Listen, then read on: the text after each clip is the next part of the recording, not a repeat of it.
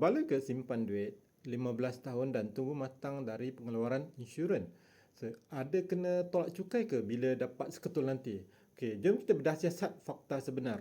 Okey, kita tengok kelebihan dulu. Kalau korang jenis tangan bocor susah nak disiplin, pelan ni memang paksa korang simpan bulan-bulan.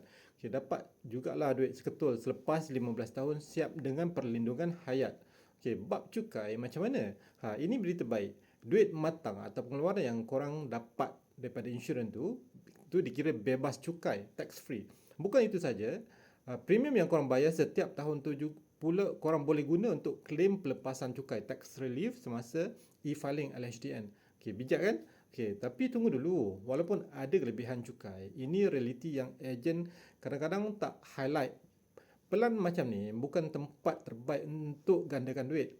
Return on investment ROI dia sangat rendah. Biasanya rendah lah, dalam 3 ke 4% setahun saja. Sebab sebahagian duit tu ditolak untuk kos perlindungan dan commission agent. Boleh kalah dengan kadar inflasi tau. Okey, satu lagi isu besar, liquidity. Duit korang tu akan di lock in selama 15 tahun. Katakan tahun kelima korang sesak perlukan duit dan terpaksa batalkan polisi. Sedia untuk menangis di bucu katil. Duit surrender value ni yang korang dapat balik selalunya jauh lebih rendah daripada apa yang korang dah bayar. Okey, kesimpulannya, kalau matlamat utama korang nak untung besar, ini bukan tempatnya. Lebih baik buat strategi buy term investment and the rest. Beli term life yang lebih murah untuk perlindungan dan pelepasan cukai. Lepas itu lebihan daripada duit tu labur sendiri di SB atau tabung haji atau persaraan saham atau pasaran saham. Tapi kalau korang semata-mata nak paksa diri menyimpan, tak kisah pelangan rendah, teruskan saja. Okey. Kalau korang pernah tak terbeli saving plan macam ni, semata-mata nak kejar pelepasan cukai, menyesal ke rasa berbaloi?